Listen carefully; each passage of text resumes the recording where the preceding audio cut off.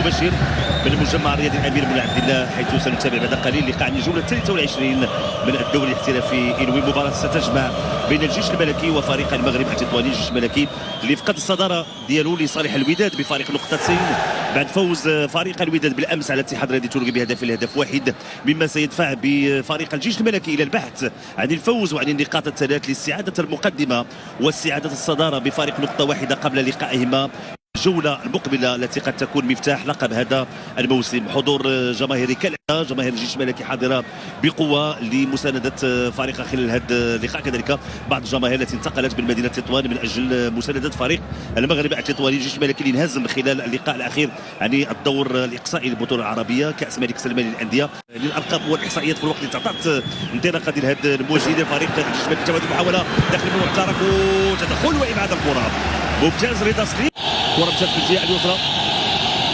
الخطا لعبت الكره من بعد نقولوا داخل منطقه الجزاء الراسيه. الكره كتجي خارج ارضيه الملعب. كانت المتابعه ديال عادل الحسناوي امامنا، عميد فريح عادل الحسناوي لعبت الكره داخل منطقه الجزاء. فرصه خروج حارس ايوب الكرام على مستوى الدوري. تبادل المحاولات الزاويه طبعا الكره الراسيه، تدخل عادل الحسناوي مرة أخرى، الرأسية ديال حمزة إقباض، والحكم يعلن الخطأ لفائدة فريق المغرب التطواني. دفدت بشكل ممتاز لمحمد كمال، تمريرة ولكن تغطية من الكرة. رضا سليم رفع الكرة داخل منطقة الجزاء، تواجد فرصة خروج الملكي يريد التواجد. هذه فرصة تسديدة وتدخل الحارس أيوب كرام. كنت بأنه الملكي يريد التواجد في تقريبا في كل اللقاءات. هذه فرصة رضا سليم والحكم المساعد رفع الراية. خطأ وإنذار لأنس المرابط، خطأ وإنذار لأنس المرابط. هي سعيد تنفيذ لعبات الكرة داخل منطقة الجزاء الرأسية. فرصة دائما تمريرة، فرصة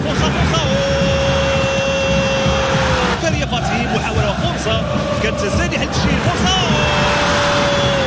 محاولة زكريا فتحي مرة في اتجاه أحمد حمودان، تدخل الحارس صابر، تعود مرة أخرى زكريا فتحي، تدخل الدفاع، تسديدة والكرة سهلة.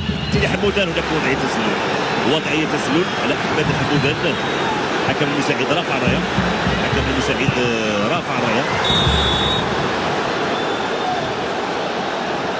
إذا الحكم المساعد كان رافع الراية. فرصة دخول داخل منطقة الجزاء، فرصة محاولة خطيرة هدف أول لفائدة فريق المغرب التطواني. وسط اللاعب يوسف العربيدي يتمكن من الانطلاقات، دخول داخل منطقة الجزاء، وضع الكرة في الشباك. هدف أول لفائدة فريق المغرب التطواني. يعني مرتد هجومي سريع يوسف العربيدي، اختار كرة بشكل ممتاز، دخول داخل منطقة الجزاء، يضع الكرة في الشباك وفرحة. أحمد حمودان فرصة أحمد حمودان يسدد فوق المرمى. أحمد حمودان يسدد فوق المرمى. كانت محاولة اللي قادها رضا سليم، بدا ترتقم بالعارضة، كانت فرصة دائما من جديد الجيش الملكي. استلام هدف أول من فريق الجيش الملكي، فرحة كبيرة.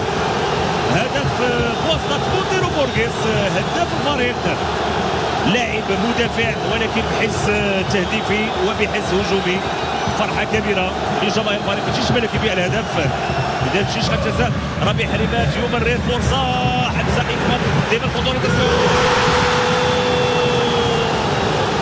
رضا سليم يضع الكرة في الشباك. هدف ثاني لفائدة فريق الجيش الملكي لتنطلق الهستيريا على مستوى المدرجات. هدف ثاني للجيش الملكي بواسطة اللاعب رضا سليم الذي يتمكن من وضع الكرة كل قوة. تابع المرتد الهجومي ربيع حريمات، خطأ كرة، انطلاقات، دخول داخل